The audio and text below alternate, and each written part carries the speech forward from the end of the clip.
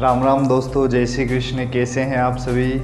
एक बार फिर से आप सभी का हार्दिक स्वागत और अभिनंदन करता हूं संकल्प कोचिंग क्लास कुरावड़ में धवल आमेटा। कुछ प्रॉब्लम हो गई थी, इस वजह से 2-3 दिन क्लास नहीं हो सकी। आज फिर से कंटिन्यू करते हैं अपनी क्लास को। और हमारा जो अभी चल रहा है वो रिवीजन क्लासेस चल रही है, क्लास 10वीं की, जिसमें माध्यमिक शिक्षा बोर्ड का भी 10वीं का पेपर बाकी है। उसमें रिवीजन क्लासेस चल रही थी और कुछ चैप्टर हो गए थे। आज हमारा 5वां चैप्टर हो गया था। आज अपन 9वां चैप्टर लेते हैं, निर्देशांक ज्यामिति। और जैसा कि मैंने आपको बताया था, इस रिवीजन क्लास के अंदर मैं सिर्फ आपके पेपर सोल्व करवाऊंगा। इस पेपर सोल्व के अंदर 2012 से लेकर 2017 तक जितने भी पेपर है उनके अंदर जितने भी प्रश्न आए उन प्रश्नों पर अपन चर्चा करेंगे। तो पहले क्लास शुरू करते हैं। उससे पहले आप सभी को एक बार फिर से राम राम, जय सिया राम। पहला प्रश्न देखते हैं स्क्रीन पर। पहला प्रश्न 3 प्रश्न है। पहला प्रश्न जो है वो 2012 के अंदर आया। पहला प्रश्न कह रहा है कि बिंदु -2 और 9 की x अक्ष से दूरी। इसी प्रकार ये जो 3 प्रश्न मैंने आपके सामने बोर्ड पर लिखे वो 2012, 13 और 2014 माध्यमिक शिक्षा बोर्ड के अंदर आया। अब जब भी दोस्तों इस टाइप का प्रश्न आता है तो उसको कैसे सोल्व किया जाता है वो देखते हैं। इसने पूछा है कि बिंदु -2 और 9 की x अक्ष से दूरी निकालनी। इसका मतलब हमें x अक्ष से दूरी निकालनी, यानी x से लंबवत दूरी निकालनी है। जब भी आपको इस टाइप का प्रश्न पूछा जाए कि बिंदु -2 और 9, यानी -2 और 9 क्या है, x और y है। ये क्या है, x और y। तो -2 और 9 की x अक्ष से दूरी, इसका मतलब आपको यहाँ पर जो पूछा गया है उसका अपोजिट, मतलब x का पूछा गया, x दे रखा है तो आपको y का लिखना है। यानी x अक्ष से लंबवत दूरी क्या हो जाएगी, 9। ठीक है, तो इसका आंसर जो हो जाएगा वो हो जाएगा 9। तो x अक्ष से दूरी कितनी हो जाएगी, x अक्ष से लंबवत दूरी हो जाएगी 9। अब आपको पूछा दूसरा प्रश्न, बिंदु 7 -3 की y अक्ष से दूरी। हमें पता है x वाला ये है और y वाला ये है, तो y अक्ष से दूरी पूछिए। इसका मतलब यहाँ पर y दे रखा है तो हमें किसका मान निकालना है, हमें 9x का निकालना। यहाँ y दे रखा है तो हमें x का, और x का कितना है, 7। तो y अक्ष से अगर लिखना चाहेंगे तो ऐसे लिख देंगे, y अक्ष से लंबवत जो दूरी हो जाएगी वो कितनी हो जाएगी, 7। y अक्ष से लंबवत दूरी कितनी हो जाएगी, 7। ठीक इसी प्रकार के बिंदु 3 -2 की y अक्ष से दूरी पूछिए। y अक्ष से दूरी, इसका मतलब -2, तो y का मान है x, 3 का है y अक्ष से दूरी, यानी y अक्ष से लंबवत दूरी। ठीक है, ऐसा आप पहले वाले प्रश्न में भी लिख सकते हैं कि y अक्ष से लंबवत दूरी क्या है, y दे रखा है, इसका मतलब हमें किसका मान लिखना है, x का, और x का कितना मान है यहाँ पर, y अक्ष से लंबवत दूरी कितनी हो जाएगी, 3। तो y अक्ष से लंबवत दूरी हो जाएगी दोस्तों आपके सामने 3 हो जाएगी। तो इसे आप फटाफट उतार लीजिए इसे। फिर अपन नेक्स्ट सवाल चौथा देखते हैं आपकी स्क्रीन पर। बिंदु 4 -3 और 8, 5 को मिलाने वाले रेखाखंड को 3:1 में अंतविभाजन करने वाले बिंदु के निर्देशांक लिखिए। ये प्रश्न माध्यमिक शिक्षा बोर्ड 2012 के अंदर पूछा गया। दोस्तों अब इसमें आपके सामने 2 बिंदु दे रखे हैं, बिंदु ओ, इसका मतलब 2 बिंदु दे रखे हैं और अनुपात दे रखा है 3:1, और वह अनुपात किस में विभाजन करता है, अंतविभाजन। एक प्रश्न ऐसा फिक्स है दोस्तों, उसमें अंतविभाजन या बाह्य विभाजन से एक प्रश्न आएगा। अंतविभाजन और बाह्य विभाजन का सूत्र क्या होता है, उसको कैसे याद रखा जाता है और याद रखने की ट्रिक क्या है वो भी आपको अभी सामने बताऊंगा मैं, किस तरह से सूत्र को याद रखा जाता है। तो बिंदु ओ, 2 बिंदु दे रखे हैं, उनको रेखाखंड को मिलाने वाले अंतविभाजन करने वाले बिंदु के हमें निर्देशांक बताना है। तो पहले आप इसे प्रश्न को लिख दीजिए, फिर अपन को सवाल को सोल्व करते हैं। सवाल उतार लिया, अब अपन सवाल को देखते हैं दोस्तों। अब इस टाइप का जो सवाल आता है उसमें हमें अंतविभाजन करना है। तो हमारे को जो सवाल में दे रखा है वो आप नोट कर लीजिए। 2 बिंदु दे रखे हैं, यानी x1 और y1। x1 और y1 कितना है, 4 और -3, या फिर आप इसको अलग अलग लिख सकते हैं, x1 बराबर 4, y1 बराबर हो गया आपका -3। फिर ये 2 बिंदु है तो x2 और y2, यानी x2 दे रखा है आपको 8 और y2 दे रखा है आपको 5 दे रखा है। और आपको अनुपात दे रखा है m1 अनुपात m2 दे रखा है। कितना दे रखा है? 3:1 का अनुपात आपको दे रखा है। अब दोस्तों अंतः विभाजन करने वाले बिंदु के निर्देशांक निकालने हैं। इसका मतलब वो बिंदु के निर्देशांक का मतलब हमें x और y का मान निकालना है। तो अंतः विभाजन करने वाले बिंदु के जो निर्देशांक होंगे उसका सूत्र याद रखने का तरीका सीधा सा है कि x बिंदु के अगर आप निर्देशांक निकालेंगे तो उसके लिए सीधा सा सूत्र है कि सबसे पहले तो है कि अंतः विभाजन में प्लस लगता है, बाह्य विभाजन में माइनस लगता है। यानी आप अंदर आ रहे हो तो जुड़ जाओगे, बाहर जाओगे तो खुल जाओगे। इसलिए याद रखना कि अंतः विभाजन को याद रखने के लिए m1 plus m2 upon m1 plus m2 ये सूत्र है। अब m1 है तो इधर लगा दो x2, m2 है तो इधर लगा दो x1, बाकी कहीं पर भी कुछ भी नहीं लगाना। अब m1 का मान क्या है आपके पास? 3 है। x2 का मान कितना है आपके पास? 8 है। और दोस्तों इसको कोष्टक में लिखना है क्योंकि इन दोनों के बीच में किसका चिन्ह है? इनटू का। बीच में प्लस है, प्लस लगा दिया। m2 का मान कितना है? 1 है। x1 का मान कितना है? 4 है। अपॉन हमने कर दिया m1 प्लस m2। 8 × 3 कितना हो गया? 24। 4 × 1 कितना हो गया? 4/3 और 1 4 कितना हो गया? 4। 24 और 4 हो गया 28। 28/4 हो गया 7। यानी x बिंदु के जो निर्देशांक आ गए वो कितने आ गए? 7। ठीक इसी प्रकार y बिंदु के निर्देशांक निकालेंगे तो सूत्र वही होगा m1 plus m2 upon m1 plus m2। 1 है तो 2 आ जाएगा, 2 है तो 1 आ जाएगा, नीचे कुछ भी नहीं। फिर से वही m1 का मान कितना है? 3 है। इंटू y2 का मान कितना है? 5 प्लस m2 का मान कितना है? 1 है। y1 का मान कितना है? -3 है। Upon m1 plus m2। m1 plus m2 कितना है? 3 प्लस 1। 5 × 3 15। 3 का गुणा 1 से क्या? 3, प्लस का गुणा माइनस से क्या? Minus, upon 4। 15 में से 3 गया तो 12, 12/4। 4 का भाग 12 में दिया तो 3। अंतः विभाजन क्या क्या है? x और y बिंदु के निर्देशांक। तो अंतः विभाजन के निर्देशांक क्या लिख देंगे अपन? अंतः विभाजन के निर्देशांक क्या क्या आ गए हमारे पास? अंतः विभाजन के निर्देशांक आ गए 7 और 3। x का मान आया 7, y का मान कितना आया? 3। तो ये है अंतः विभाजन में x बिंदु का निर्देशांक का सूत्र, ये है अंतः विभाजन में y बिंदु के निकालने का सूत्र।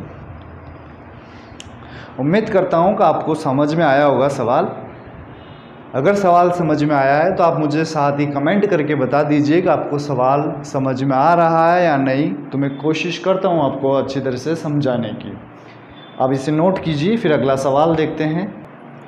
नेक्स्ट सवाल, यदि m 4 और 5 बिंदु है, रेखाखंड AB का मध्य बिंदु है तथा A का निर्देशांक 3 4 है तो B के निर्देशांक निकालिए। ये सवाल सन 2014 के माध्यमिक शिक्षा बोर्ड के अंदर पूछा गया है, यानी इसमें मध्य बिंदु के निर्देशांक वाला सूत्र लगेगा। अब दोस्तों देखो इस टाइप के जब भी निर्देशांक ज्यामिति के जब भी सवाल आते हैं तो आप उसको घबराओ मत, सवाल को देखो, उसको आसान सा तरीका है उसको हल करने का। आसान सा तरीका क्या है कि आपके पास एक रेखाखंड है, रेखाखंड क्या है? A और B, यानी ये हो गया A और ये हो गया B। B के निर्देशांक निकालने और निर्देशांक में x और y दो बिंदु होते हैं। A बिंदु का जो मान है वो आपको क्या दे रखा है? 3 और 4 दे रखा है। अब यहाँ पर एक मध्य में बिंदु है और मध्य में बिंदु क्या है? M, उसके निर्देशांक क्या है? 4 और 5। तो मध्य बिंदु के एक फॉर्मूला होता है मध्य बिंदु के निर्देशांक ज्ञात। तो मध्य बिंदु के निर्देशांक ज्ञात करने का सूत्र होता है x1 प्लस x2 अपॉन 2। यानी आपको x का निकालना है, यानी इसका मान निकालना है। तो मध्य बिंदु के निर्देशांक x बराबर, यानी मध्य बिंदु के निर्देशांक ये है। पहला पॉइंट क्या है?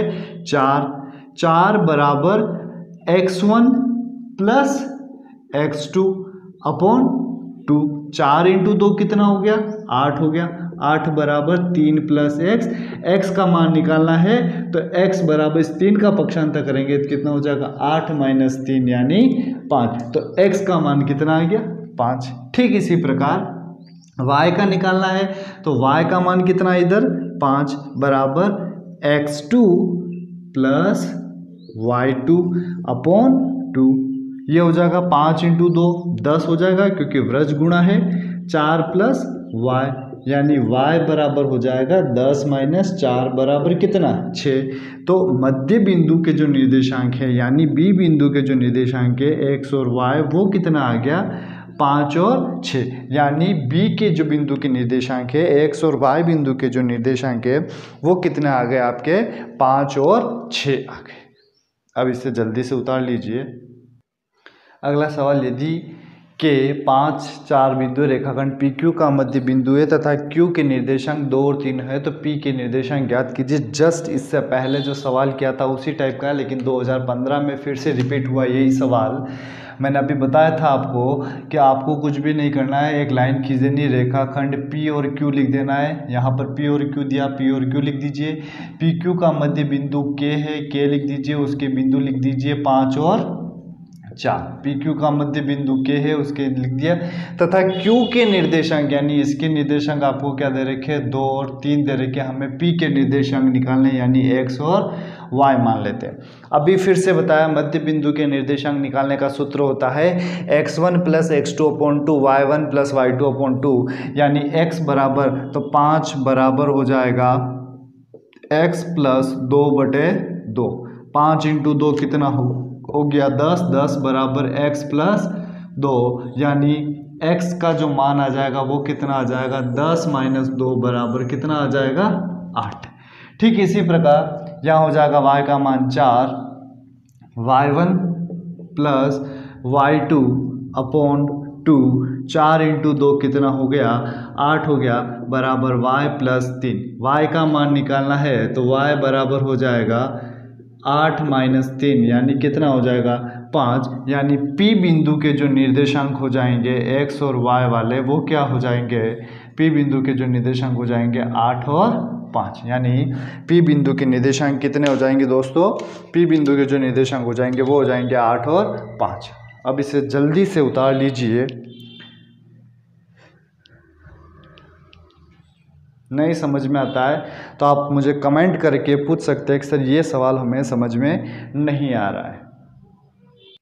अगला सवाल है, यदि दो बिंदु A, पहला बिंदु है -2 और 5 और B का मान है -5 और Y का मध्य बिंदु -7/2 और 3 है, तो बिंदु A से B के मध्य की दूरी ज्ञात कीजिए। और ये सवाल सन 2016 माध्यमिक शिक्षा बोर्ड के अंदर आपको पूछा गया। अब दोस्तों यहाँ ध्यान रखना कि जब भी दो बिंदु के बीच की मध्य दूरी पूछी जाती है तो उसका सूत्र होता है x2 माइनस x1 का square plus y2 minus y1 का स्क्वायर। अब दोस्तों इस सवाल ये सबसे इम्पोर्टेंट सवाल है, क्यों है अब वो देखना। इसमें एक बहुत ही अच्छी सी थोड़ा लॉजिक दे रखा है, उस लॉजिक से अपन सवाल को करते हैं कि सबसे पहले आपके पास मैंने बताया था निर्देशांक ज्यामिति के जब भी सवाल आते हैं तब आप A और B जो निर्देशांक दे रखे हुए, A का मान दे रखा है -2 और 5, B का मान दे रखा है -5 और Y,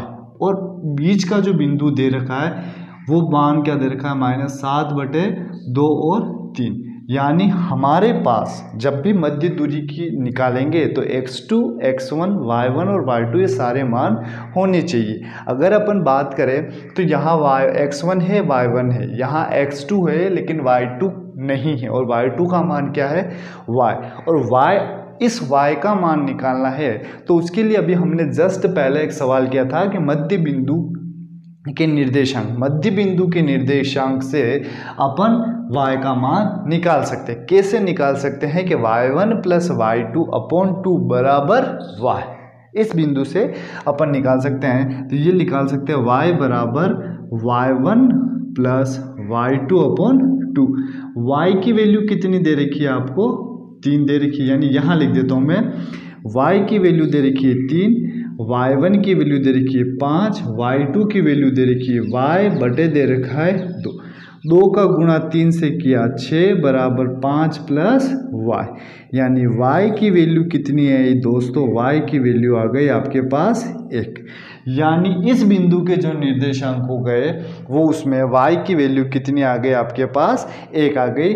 यानी अपन यूँ कह सकते हैं कि A बिंदु के जो निर्देशांक है वो कितने हैं -2 और 5, B बिंदु के निर्देशांक है वो कितने हैं -5 और 1। यानी ये जो है वो है x1 और y1, ये है x2 और y2। अब आपको क्या निकालना है, a से b की दूरी, और a से b की दूरी निकालेंगे। उसके लिए फॉर्मूला होता है x2 माइनस x1 का square plus y2 minus y1 का स्क्वायर। ये होता है कि दो बिंदु के बीच की दूरी निकालने का सूत्र। अब x1 और x2, यहाँ है x2 में से x1 को कट, x2 कितना है -5, अंडर रूट लगा दिया हमने। x2 कितना है -5, y और x1 कितना है -2, x2 है -5, सूत्र का माइनस और माइनस का 2, और उसका क्या कर दिया हमने, वर्ग कर दिया, प्लस y2 की जो वैल्यू है वो कितनी है 1, माइनस y1 की वैल्यू कितनी है 5, और उसका क्या कर दिया हमने स्क्वायर। यहाँ देखना दोस्तों, -5 है ये, फिर उसके बाद माइनस और माइनस क्या हो गया, प्लस हो गया, और उसका स्क्वायर है ये, प्लस 1 में से 5 नहीं जाते, 5 में से 1 गया -4, और -4 का स्क्वायर किया तो 16 हो गया, 5 में से 2 गया 3 हो गया, और 3 का स्क्वायर किया तो कितना हो गया 9 + 16, और 9 और 16 कितने होते हैं √25, और √25 का मान कितना होता है 5। तो A से B की जो मध्य दूरी हो जाएगी वो कितनी हो जाएगी, आप सीधा लिख सकते हैं A से B की मध्य दूरी 5 इकाई, ऐसा आप लिख सकते हैं, और यही हमारा आंसर हो जाएगा। तो A से B के मध्य की दूरी कितनी हो जाएगी दोस्तों, A से B की मध्य की दूरी हो जाएगी 5 इकाई। अब इसे आप जल्दी से उतार लीजिए, नहीं आए तो आप कमेंट करके मुझे पूछ सकते हैं कि सर ये चीज़ हमें समझ में नहीं आ रही है, लेकिन उम्मीद मैं अच्छी कर रहा हूँ कि आपको सवाल समझ में आ रहे हैं, क्योंकि बहुत इजी सवाल ही है। अगला सवाल, k का मान ज्ञात कीजिए यदि बिंदु 2 मतलब बिंदु A जो है वो दे रखा है 2 और 3, बिंदु B दे रखा है 4 और k, और बिंदु C दे रखा है -6 और 3, ये सरेखी है। ये सवाल 2015 के अंदर पूछा गया है। यहाँ एक शब्द दे रखा है संरेखीय। दोस्तों संरेखी का मतलब हो गया कि दिया गया जो बिंदु यहाँ पर संरेखीय, इसका मतलब तीनों बिंदु के जो निर्देशांक है उससे बनने वाले त्रिभुज का जो क्षेत्रफल है वो हमेशा क्या हो जाएगा, इससे बनने वाले त्रिभुज का क्षेत्रफल 0 हो जाएगा। ये संरेखी का मतलब है। अब इसमें करना कुछ भी नहीं है, यहाँ पर आपको 3 बिंदु दे रखे हैं, यानी इनके निर्देशांक दे रखे हैं। आपको A बिंदु दे रखा है 2 और 3, और 2 और 3 दे रखा है, इसका मतलब ये क्या दे रखा है, x1 और y1 दे रखा है। ठीक है, फिर आपको B बिंदु के निर्देशांक दे रखे हैं। B बिंदु के निर्देशांक कितने दे रखे हैं, 4 और k दे रखे हैं, और वो हो जाएगा आपका x2 और y2। और फिर C बिंदु के निर्देशांक दे रखे हैं -6 और 3, वो हो जाएगा x3 और y3 हो जाएगा। x1 y1, x2 y2, x3 और y3 हो जाएगा। और नीचे एक लाइन लिख देंगे अपन, नीचे एक लाइन लिख देंगे कि 3 बिंदु संरेखे। ठीक है, यहाँ एक लाइन लिख देंगे कि तीनों बिंदु संरेखे, इसलिए इससे बनने वाला, इसलिए इससे बनने वाला त्रिभुज का क्षेत्रफल 0 होगा। ये लाइन हम लिख देंगे। बस इसके लिए एक छोटा सा सूत्र है, वो सूत्र हो जाएगा 1/2 x1 इंटू, अगर x1 आ गया है दोस्तों आपके पास, इसका मतलब आपके वहाँ पर मतलब x1 आ गया है तो आपके पास वहाँ पर y1 वाला मान नहीं आएगा, यहाँ आ जाएगा आपके पास y2 minus y3 plus x2 into क्या आ जाएगा y3 minus y1 plus x3 into यहाँ आ जाएगा आपके पास y1 माइनस y2। ये सूत्र हो जाएगा कि बराबर में क्या आ जाएगा दोस्तों, बराबर में आ जाएगा आपके पास 0 आ जाएगा। यानी जब भी तीन बिंदु संरेख होते हैं तो उससे बनने वाले त्रिभुज का क्षेत्रफल 0 होता है और इस प्रकार का ये सूत्र होता है। तो ये सूत्र आ गया। अब इस सूत्र में कुछ भी नहीं करना, जो आपके पास मान दे रखा उस मान को लिखना है 1/2 इंटू x1 की जगह क्या है 2 है तो 2 लिख दो, इंटू y2 की जगह कितना है k है, y3 की जगह कितना है, y3 का मान है प्लस का 3, सॉरी y3 का मान कितना है 3, तो यहाँ लिख देंगे अपन माइनस का 3, बस यही लिख देंगे k माइनस 3 लिख देंगे। y3 का मान कितना है आपके पास, सॉरी y3 जो है आपके पास -6 नहीं ये है, तो आपके पास 6 और -3, तो यहाँ क्या आ जाएगा प्लस आ जाएगा। प्लस x2 का जो मान है वो कितना है आपके पास 4 है, y3 की वैल्यू कितनी है आपके पास, y3 की वैल्यू है -3, y1 की वैल्यू कितनी है आपके पास -3, प्लस x3 की वैल्यू कितनी है 6 इंटू y1 की वैल्यू कितनी है प्लस का 3, माइनस सूत्र का y2 की वैल्यू कितनी है k, वो माइनस का हो जाएगा, बराबर कितना हो जाएगा 0, ये हो जाएगा 1/2 k प्लस 3, यानी ये हो जाएगा 2k प्लस 6, प्लस -3 और -3 कितने होते हैं -6, -6 का गुणा 4 से करेंगे तो माइनस का कितना हो जाएगा 24 हो जाएगा, प्लस 6 इंटू 3 18 हो गया, -6k हो गया, बराबर हो जाएगा 0। अब अपन क्या करते हैं बिना k वाले को जोड़ देते हैं, यानी 6 18 और 6 कितने हो गए 24, प्लस का 24 और माइनस का 24 कट गया, -6k और प्लस 2k, यानी कितना बच जाएगा -4k बराबर 0। 2 से 4 कट गया कितनी बार 2 बार, यानी यहाँ बच जाएगा -2k बराबर 0। इधर जुड़े हैं तो माइनस कट गया, 2 भी कट गया, यानी k की जो वैल्यू आ जाएगी वो कितनी आ जाएगी 0। और हमें इसमें क्या पूछा k का मान निकालिए, यानी k का जो मान आ जाएगा वो हमारे पास कितना आ जाएगा दोस्तों, k का मान आ जाएगा हमारे पास 0 आ जाएगा। बस आपके पास जब भी संरेख वाली प्रॉपर्टी आए तो इसका मतलब आपको ये वाला फॉर्मूला याद रखना है और हमें ये लाइन लिखनी है कि जब संरेख होता है तो उससे बनने वाले त्रिभुज का जो क्षेत्रफल होता है वो कितना होता है 0 होता है। तो k का जो मान है आपको तीनों बिंदु के निर्देशांक लिखने हैं x1 y1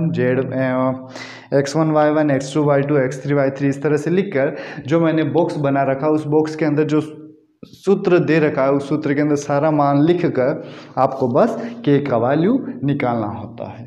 और ये सवाल 2015 के अंदर पूछा गया। अब जल्दी से इसे नोट कर लीजिए।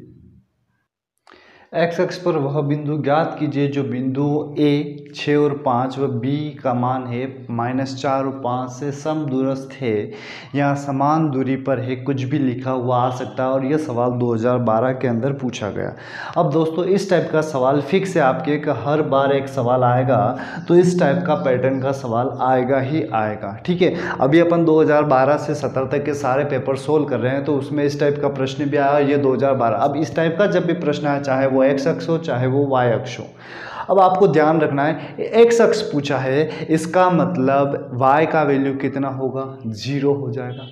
y अक्ष का पूछेगा तो x का वैल्यू कितना हो जाएगा 0 हो जाएगा। तो अपन मान लेते हैं कि एक बिंदु P है जिस पर x अक्ष पर हमें निकालना और y का मान उस पर कितना हो गया 0। अगर यहाँ y अक्ष होता तो x की वैल्यू 0 हो जाती, y की वैल्यू y हो जाती। यहाँ x अक्ष है तो x की y की वैल्यू कितनी हो जाएगी, x अक्ष पर y के सारे मान क्या होते हैं 0 होते हैं। a बिंदु के जो निर्देशांक दे रखे वो कितने दे रखे 6 और 5 दे रखे, और b बिंदु के निर्देशांक दे रखे वो क्या दे रखे -4 और 5। यानी कहने का मतलब है कि P से A की दूरी जो है वो P से B की दूरी भी है, यानी इन दोनों के बीच की दूरी बराबर इन दोनों के बीच की दूरी बराबर होती है। यानी दो बिंदुओं के बीच की दूरी निकालने का सूत्र क्या होता है दोस्तों, √x2 - x1 का स्क्वायर प्लस y2 - y1 का स्क्वायर, यानी d बराबर होता है दूरी बराबर हो जाएगा x2 - x1 का स्क्वायर प्लस y2 - y1 का स्क्वायर होता है। अब आपको क्या करना है, इन दोनों के बीच की दूरी निकालनी, यानी इसका आप स्क्वायर भी कर सकते हैं। ठीक है। अब अगर आप स्क्वायर नहीं करें तो अपन जैसा का जैसा ये लिखा वैसा लिख देते हैं, यानी ये हो जाएगा आपका x और y, यानी ये हो जाएगा x1 y1 x2 y2। इसकी इससे भी निकालनी है, इसकी इससे भी निकालनी है, यानी इसका मतलब अपन ये कर लेते हैं कि पहले अगर इसकी बात करें तो ये x1, ये y1, ये x2 और ये y2, इसके लिए बात करते हैं। तो क्या है, x2 में से x1 को घटाना है, 6 में से x को घटा के उसका वर्ग करना है, प्लस y2 में से y1 को घटाना है, 5 में से 0 को घटा के उसका स्क्वायर करना है, बराबर ख़त्म। अब PB यानी ये तो हो जाएगा x1, ये हो जाएगा y1, ये हो जाएगा x2, ये हो जाएगा y2।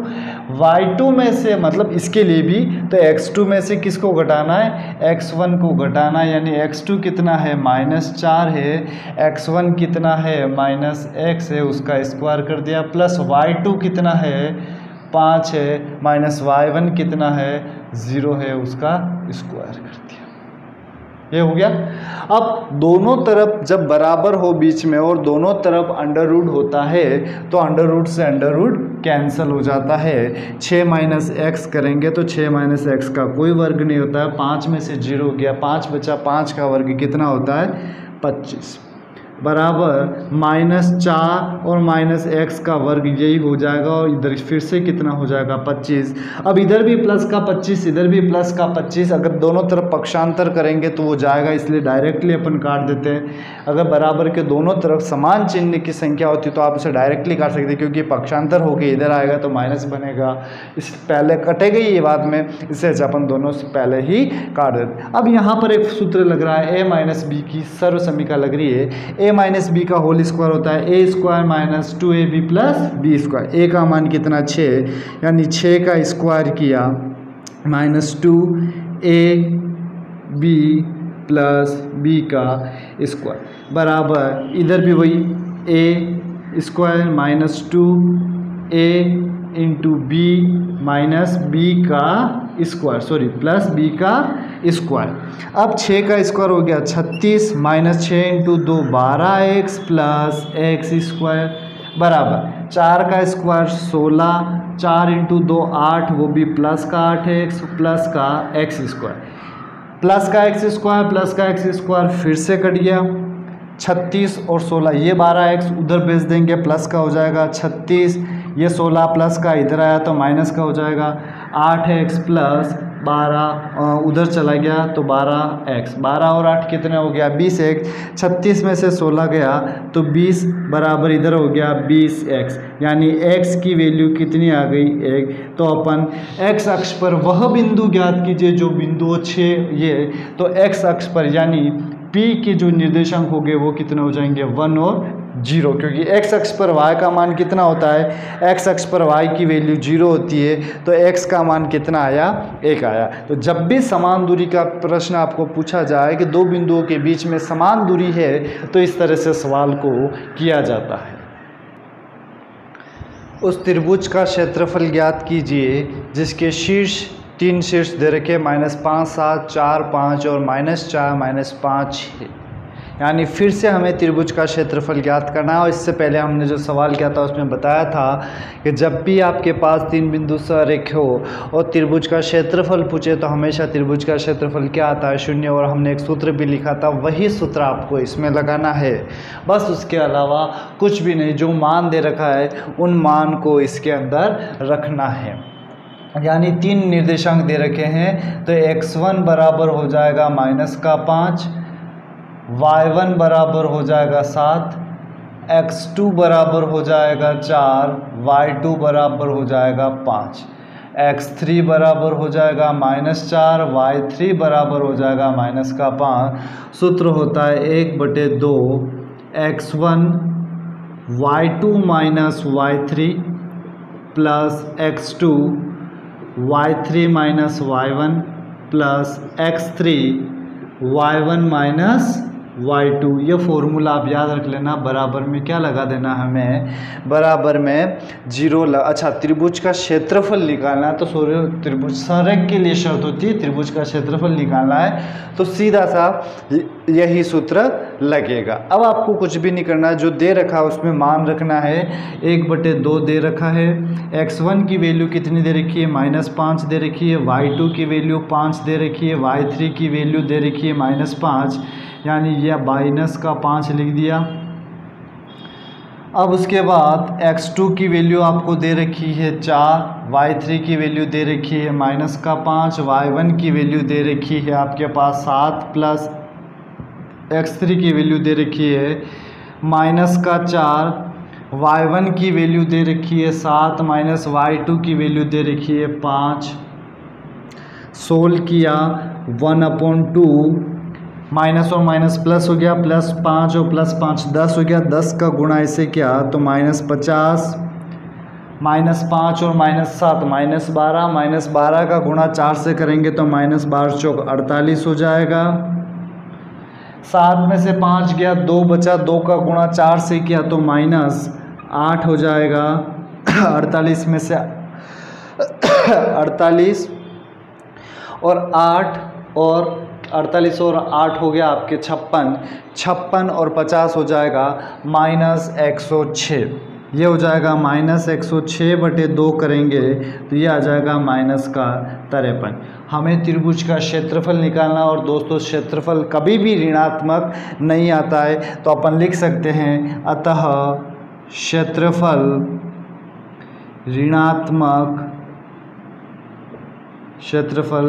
ऋणात्मक नहीं होता है, इसलिए यहाँ संख्यात्मक मान 53 लेंगे। तो त्रिभुज का क्षेत्रफल जो हो जाएगा वो कितना हो जाएगा, त्रिभुज का क्षेत्रफल हो जाएगा 53 हो जाएगा। अगला सवाल सबसे इम्पोर्टेंट सवाल है, 2014 के अंदर पूछा गया, तो हो सकता है इस बार फिर से आ जाए कि दो बिंदु दे रखे P और Q को जोड़ने वाला रेखाखंड को समत्रिभाजित करता है, यानी समान 3 भागों में विभाजित करता है। उन बिंदुओं के निर्देशांक ज्ञात कीजिए। सबसे इम्पोर्टेंट प्रश्न है, इसको ध्यान से इधर देखिएगा। और इस क्लास की आज का अंतिम प्रश्न है कि समान 3 भागों में विभाजित करना। मैंने कहा था आपको, जब भी निर्देशांक ज्यामिति का प्रश्न आता है तो सीधा सा एक तरह से लाइन बना दीजिए। अब ये कह रहा है कि बिंदु P, यानी ये P हो गया और ये Q हो गया, ये इसको बिंदु P का मान है -3 और 4 और Q का मान है 4 और 5। आज की जो क्लास है वो सबसे इम्पोर्टेंट क्लास है, इसलिए दोस्तों इसको ध्यान से देखना, ठीक है। को जोड़ने वाले रेखाखंड को 3 भागों में विभाजित करता है, यानी 1, ये 2 और 3 भागों में विभाजित कर दिया। इस भाग को मैं कह देता हूँ R बिंदु और इसको कह देता हूँ S, और इसके निर्देशांक कह देता हूँ x1 और y1, इसके कह देता हूँ x2 और y2। अब ये देखना दोस्तों, हमें क्या करना है, इसमें 3 भागों में विभाजित करना है बिंदुओं के निर्देशांक, यानी हमें इन बिंदुओं के निर्देशांक निकालने, इन दोनों बिंदुओं के आधार पर। अब यहाँ देखना दोस्तों कि P और Q को 3 भागों में विभाजित करता है, 1, 2 और 3। अगर अपन इस R बिंदु के लिए बात करें, यानी R बिंदु के लिए बात करें, तो जो अनुपात हो जाएगा x1 और y1, R बिंदु के लिए अगर अपन बात करते हैं तो जो अनुपात हो जाएगा अपना R बिंदु का, जो अनुपात हो जाएगा वो क्या हो जाएगा, इस R बिंदु के लिए अनुपात, x1 y1 की बात नहीं कर रहा हूँ मैं, m1 और m2 के लिए बात करता हूँ। R के लिए यहाँ लिख देता हूँ मैं सीधा m1 अनुपात m2 अगर बात करता हूँ, तो ये 1 भाग और ये कितने भाग, 2, यानी R बिंदु के लिए m1 और m2 कितना हो गया, 1:2। ठीक इसी प्रकार S बिंदु के लिए m1 अनुपात m2।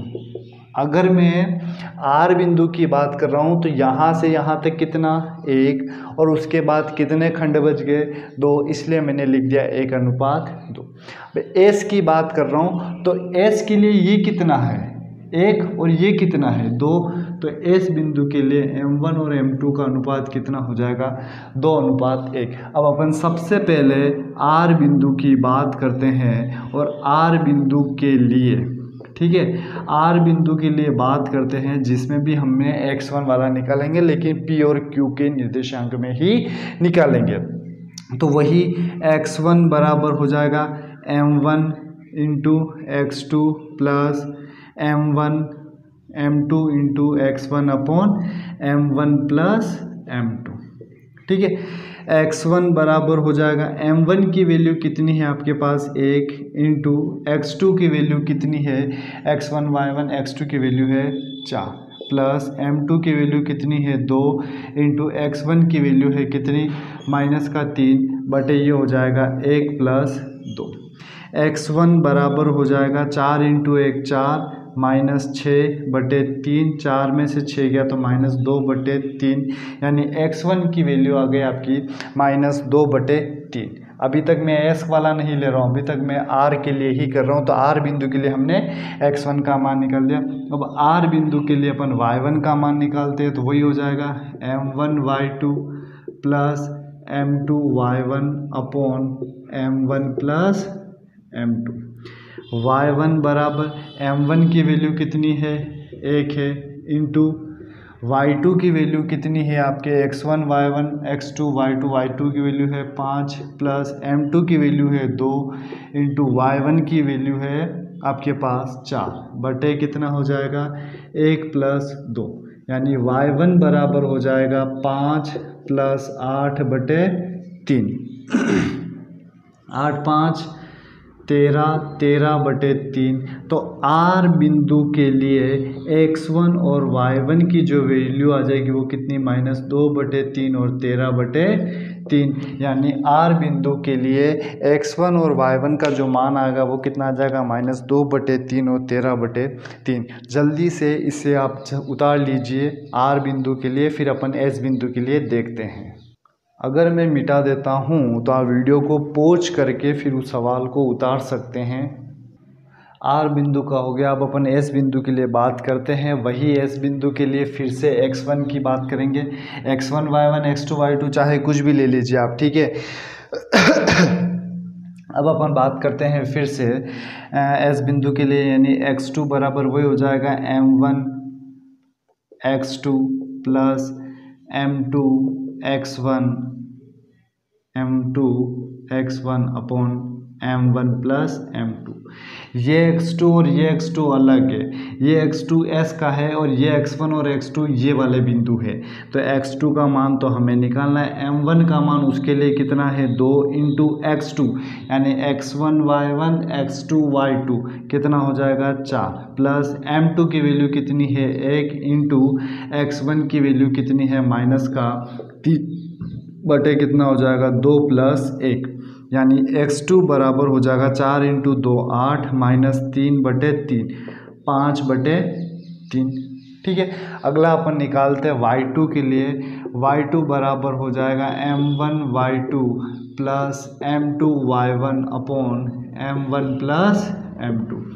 y2 की जगह y2 m1 का वैल्यू कितना है 2 into y2 x1 y1 x2 y2 यानी 5 प्लस m2 का वैल्यू 1 इंटू y1 की वैल्यू कितना इधर 4 अपॉन कितना हो जाएगा 2 प्लस 1, ठीक है। y2 बराबर हो जाएगा आपके पास 5 इंटू 2 10, 4 इंटू 1 4/3 यानी 14/3। तो S बिंदु के लिए x2 और y2 की वैल्यू कितनी आ जाएगी 5/3 इंटू 14/3।